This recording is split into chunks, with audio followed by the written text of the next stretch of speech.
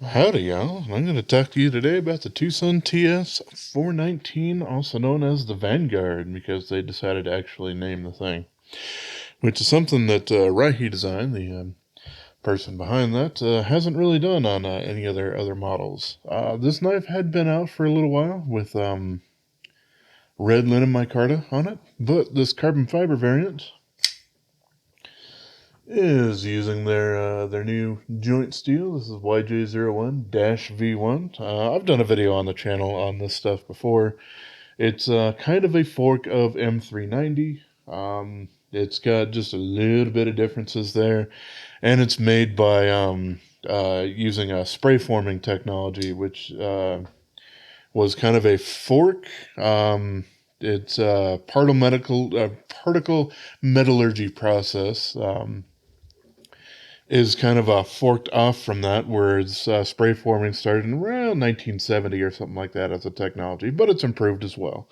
So, I mean, as near as probably makes no significant difference, this stuff is M390. However, they did add a couple of things in there that allows the steel and or makes it easier for them to get it harder than they previously have with M390, at least with TwoSun's processes. But yeah, let's go ahead and open this guy up here. And pretty attractive blade. And go over a little bit of things here with it first. We got 3.42 inches, so just a little under 3.5 from basically the little corner there over to the tip. And that's going to be 86.6 millimeters. And this thing is a fairly full-size knife. However, for me, and I will get into that in just a little bit, the handle might be actually just a little bit small for my particular preference. But that's okay, because I have some fairly large hands. They are definitely XL in size, so if you have more normal sized hands, you know, you're not like a professional football player or American football player, then, you know, you're probably not going to have any problems with this handle here. It does have their call out pivot collar. If that's not something that you're into, yep, just like a lot of other models, yeah, you can probably go ahead and leave this one by the wayside. So here we go. We got the pocket clip. It works pretty well. It's fairly stiff, but it has a decent ramp and a decent width to it that I haven't really had any troubles getting that into or out of a pocket. I do see that we essentially have one anchor point here, and it doesn't make it all the way through the scale material. With the carbon fiber, it's generally not an issue for me. However, that was another reason why I did avoid the original version of this. It uses red linen micarta there. That could probably end up working into some trouble over time. Whereas this one, carbon fiber can generally take some lateral forces without, you know, rounding and pitting out and all that sort of stuff that micarta can do. All right, we got micro milling here in different directions. So the finger does have them running different than we get here. And of course, up top, it's also a different angle. So this wasn't done all in one giant pass, and you can definitely see that because these top and bottom portions are also scooped out, or hollow ground, I guess you could call that. Rather than being a flat grind sort of thing. So this thing does have quite a bit of machine time going into it here. You can see we have a subframe lock. We do have kind of crenellated lock bar relief, which, hey, if it's going to be external, I do appreciate it having a little visual flair there. And it has absolutely no trouble that I've had interacting with the pocket clip or whatever when you're going to put it in or take it out of your pocket. There we go. We got the flipper tab there. And at the moment, the action on mine isn't absolutely supreme, but I could definitely tell that that was a bit of me and not how it came from the factory. Why? Well, because it had a little bit better action coming from the factory. especially after I adjusted the pivot tension. But since then, I've done some work on this knife. And that will lead me into kind of my next thing, which is a bit of a gripe. It happens on a lot of TwoSuns, and it seems like basically almost no designer is safe from it. This thing had a pretty bad, what I call a snaggletooth, where the blade comes way too close to the spine of the knife, where you can feel it when the knife is closed. Makes the knife not very safe even when it's closed. A little bit safer when it's in your pocket and clipped and right up against there, so your hand won't really get to it. Unless you're carrying it on an offhand. If you wanted to carry this in your offhand, of course you can't flop the clip to the other side. So yeah, I ended up fixing that, and good God, it was a hell of a lot of work, and I'll get into that in a little bit here. But yeah, it had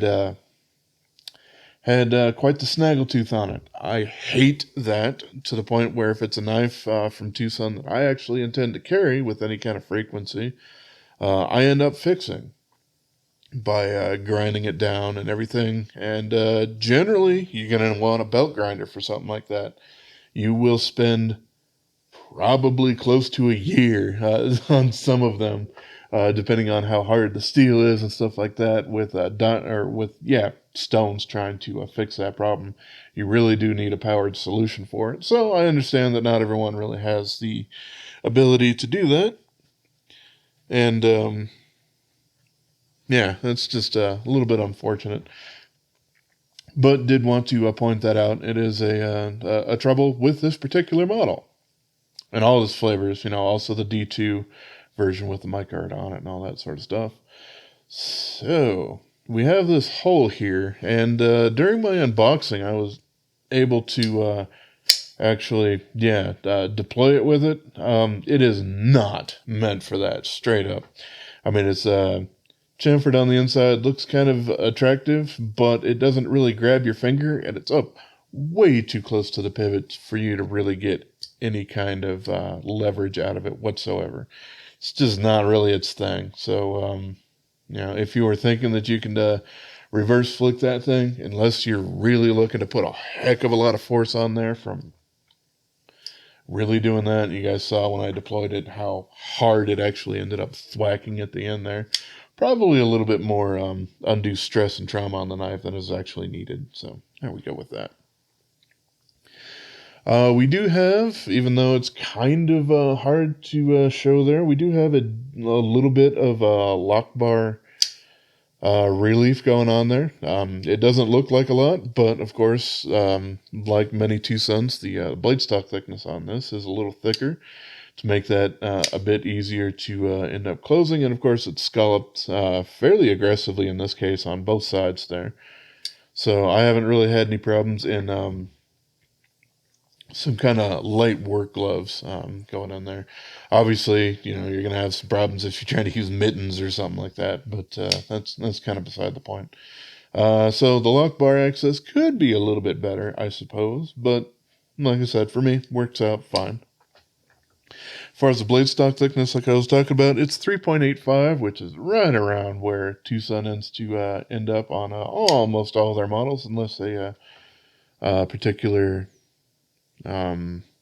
designer has a spec that's outside of that. We've seen that a couple of times with like a David Chen model that actually used 3mm blade stock and stuff like that. But yeah, by and large, 3.8 is kind of their go-to. Even on slip joints, which I don't necessarily agree with, but it is what it is. So, all right.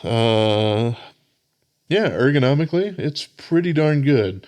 Like I said, it does feel maybe just a little bit cramped at the slight curve out to the beak that we have going on here on my, my fairly large hands, but a standard person or, standard hand size really isn't going to matter all that much.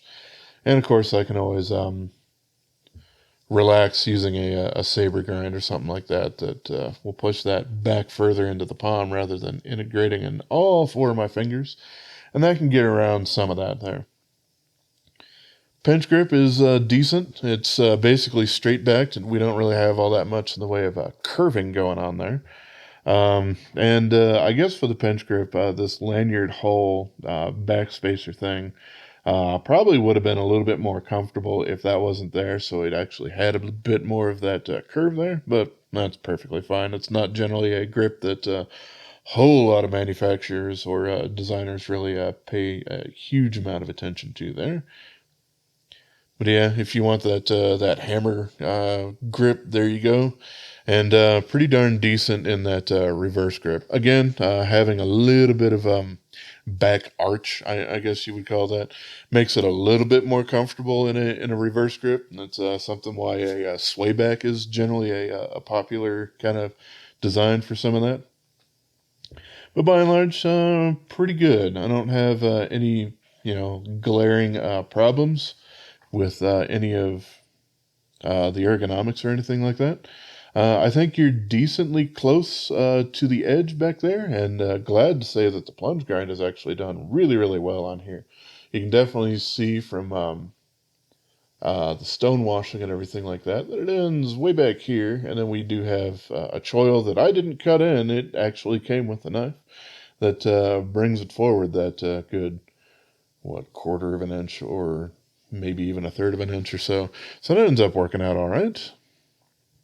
Didn't end up creating a smile or anything like that going on there. So that's nice. The steel, I will definitely talk about that. This thing is hard. The only model of this that I have seen that was measured was measured from LTK or LuvThemKnives had one that he had sent out, and that one scored a 60.2. Whereas they are with this steel, kind of what they end up saying is aiming for 61 to 63 for the hardness on it, which is great because a lot of manufacturers, them included, usually target 58 to 60 on basically all their blade steels, including M390, which can benefit quite a bit from being harder. I want to say that this is probably a bit harder than that 60.2. And I can definitely say that because I had to, for one, pull this edge back basically from about here down. It was way too close to the spine there, so I had to pull that way back, and ended up doing that, and that took a lot of time on my really coarse belts. Of course, grind just a little bit of a touch, and then dunk that in water, make sure that it stays cool so that I wasn't burning the temper out of it or anything like that. It's generally a little bit more difficult to do that than some people might assume with a belt grinder if they know exactly what they're doing with it. But especially if you're trying to reshape a blade or something like that, yeah, that's a very real possibility. You need to be pretty careful and cognizant of that. But as far as I could tell, I definitely was. And then, of course, doing the actual sharpening and stuff like that after the fact. As you can see, I do have a nice shiny mirror polish going on here. Super, super nice and sharp. That I've actually sharpened this on the WorkSharp Pro Precision Adjust. That $300 one that keeps selling out. I like that. I do have my thoughts on it. I'm trying to put together in a video that ends up working. I tried recording it on this tabletop, and there's just not enough room. So I'm trying to figure out a better situation for that. But yeah, I can definitely believe that this thing is quite hard and quite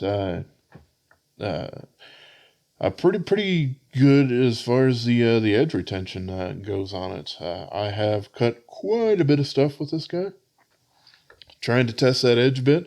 I haven't really tested it until it's dull or anything like that, but especially a lot of steels, it's interesting if you do a full crazy mirror polish or something like that on there. A lot of steels will lose that very, very nice fine edge pretty quickly, and then you end up in a really, really nice working edge for a very, very long time. D2 longer than a lot of others, but still, you end up noticing that super keen edge kind of goes by the wayside a little bit, and that kind of makes sense.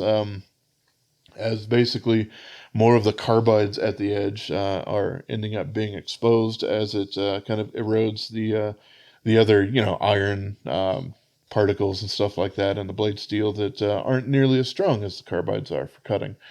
And this thing has kept a pretty darn keen edge for a very long time, so I'm happy with the way that that ends up working out.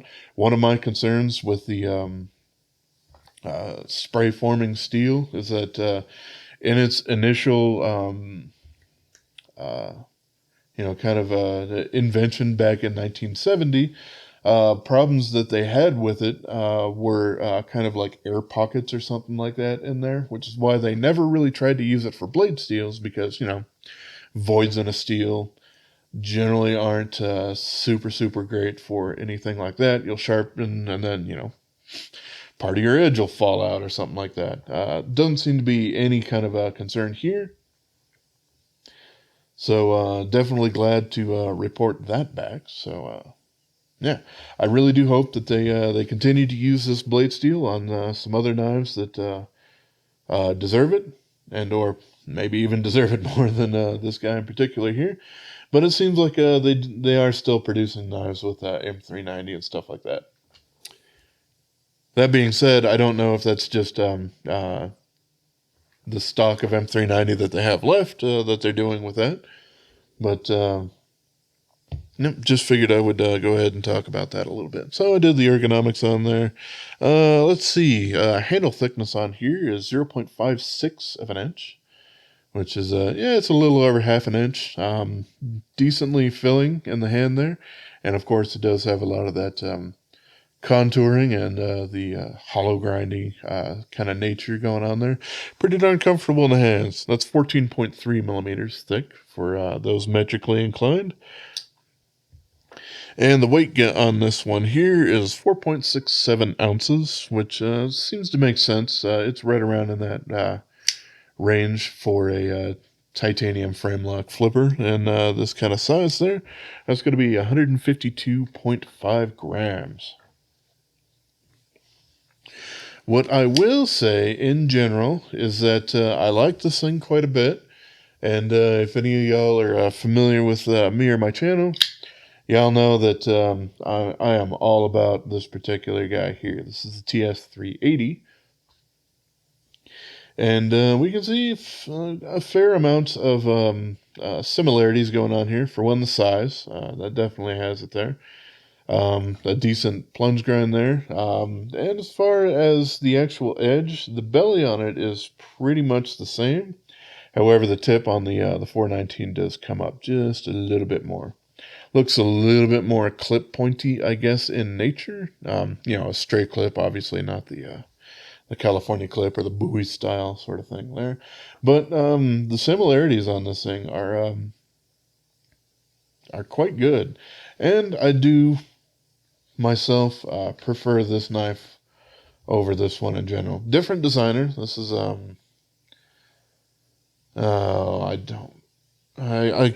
I'm not going to pretend that I know how to pronounce the guy's name, but Palenkovich, I think, something like that. But yeah, this guy's in 14C28N, which if this guy ever did come out in this YJ01-V1 steel, I would be all over it. This thing is just absolutely fantastic. But like I said, very similar. And I do like this one a little bit more. It also does have a hole that you can reverse flick, whereas this one, he went with an extended swedge out there instead of extending a hole. So that does remove that a little bit. Oh, and this one doesn't have the call-out pivot collar, so it might be a little bit more popular with folks who don't like that. But yeah, I just wanted to bring that up because it really does bring to mind that TS380 for me, at least, when I'm carrying it. But if we do some blade size comparisons here, we got the Medix 2XL. And here's the Spyderco PM2.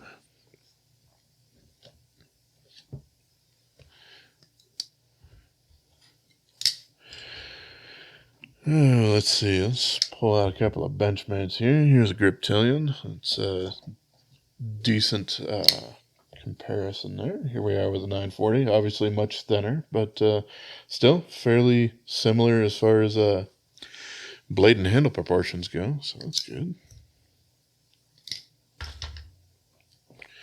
Let's see. Just because this thing is supremely popular, we got the bug out. This has got titanium aftermarket scales on it, but that's all right. There's the rat number 1, obviously, much larger knife overall.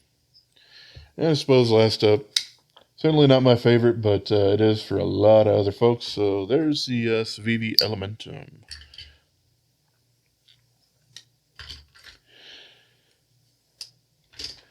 So, alrighty, I've talked quite a bit on the video. I think I've covered basically everything that I wanted to as far as reviews and opinions, all that sort of stuff. I am, of course, going to tear this thing down as I do with all the others. If that's not something you're into, then hey, I appreciate y'all for stopping by, and hope you actually got some useful information and or at least visuals on this particular guy. For the rest of us, let's go ahead and take a look in here.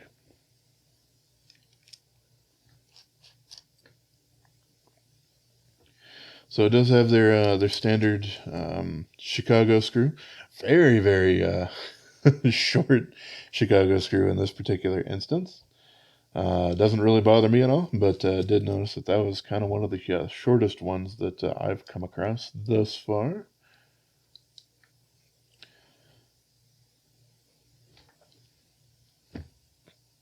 What am I doing? There we go. Grab me a little bit of a pry bar. There we go. Alrighty. So on the inside, we can see that we don't really have anything in the way of milling going on there. And that makes sense because we have inlays, so all that milling is done on the front there. So nothing really super crazy to report going on there. We also don't have an over travel stop on the hardened steel insert because the carbon fiber is acting that way. Here's a stop pin on it. Stupid dummy thick, which is always great. Appreciate that. It is very, very close to the end there, but hey, it is titanium. It can take it, so don't really have too much in the way of issues with any of that there.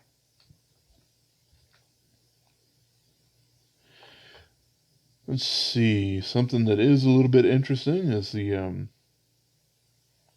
pocket clip there isn't done with a Chicago screw like it is with most other models there. So that is a little bit different. Do in general wish that maybe the thickness on this could have been extended a little bit so that we could have a second anchor point in there, possibly just a hidden pin or something like that that Wong Design ends up doing on some of his models. That probably would have helped out just in general, but there we go. We don't really have a detent ramp going on this guy. It is kind of rounded over at the end there, but we don't really have a little scooped out area for it, which is perfectly fine. I don't particularly care all that much. And yeah, like I said with the action earlier, was that essentially I fixed everything up, had great action on it, and then decided that I was going to fix the Snaggletooth edge there. So this still definitely has some fine steel particles all kind of floating in there that's kind of made it a little bit more gritty than I would like. So I will go ahead and fix that right here.